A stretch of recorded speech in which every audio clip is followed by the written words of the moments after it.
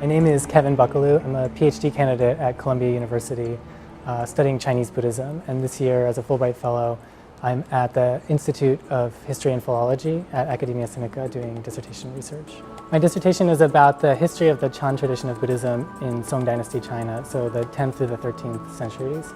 I'm interested in how the Chan tradition made this very radical claim that Chan masters are not only eminent, exemplary monastics, but actual living Buddhas.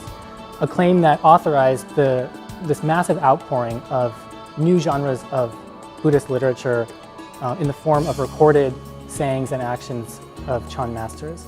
I'm really interested in how in this process of the production of a totally new Buddhist culture in China, Chan Buddhists transformed the Buddhist tradition and changed the direction of Buddhism in China. For a long time, scholars have been interested in this question of how Buddhism, which came to China from India, transformed Chinese society and culture, and conversely, how Chinese people transformed Buddhism. And traditionally, the Chan tradition is seen as sort of the culmination of this process when Chinese Buddhism really came into its own and found its own voice. I think there's truth to that, but the question for me is, what exactly did that entail? And I think the heart of the problem is Chan Buddhists had to address the question, what does it mean to be a Buddha in China? A question that really had no precedent. I think only by digging deeply into this huge archive of Chan texts from the Song dynasty can we come to understand on the ground how in each dialogue, in each text, they negotiated this boundary between precedent and innovation to sort of forge a new form of Chinese Buddhism. So my most memorable moment this year has been the chance I got to visit a factory that makes Buddhist statues here in Taiwan that then are distributed around Asia, including to Taiwanese Buddhist monasteries and outside of Taiwan.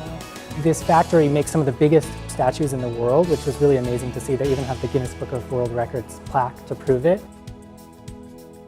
For me, as a historian of Buddhism, we know that images and icons were so important to the dissemination of Buddhism across the world, to Buddhist culture since its inception.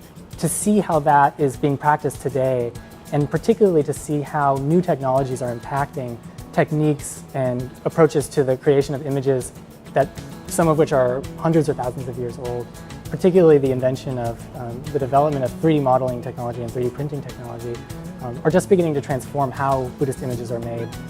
It was an amazing once-in-a-lifetime experience to see that. I think humanities research is not only meant to broaden public knowledge of the world, but also to expand the ways we think, the ways we ask questions and solve problems. And even in the age of the internet, when there's this sort of theoretically infinite possibilities of communication, I think the capacity between cultures to communicate depends upon how many people really learn each other's languages, learn about each other's cultures and histories, visit each other's countries, establish trust, and make friends with each other. So I think the Fulbright program is so important, investing in that kind of personal communicative work that undergirds actual communication across cultures. My hope is that by bringing my own background and my own training in US graduate school to Taiwan, I can contribute something to the host country and my host institution. At the same time, I know at the end of the year I'll bring back things I've learned in Taiwan that I couldn't have gotten anywhere else.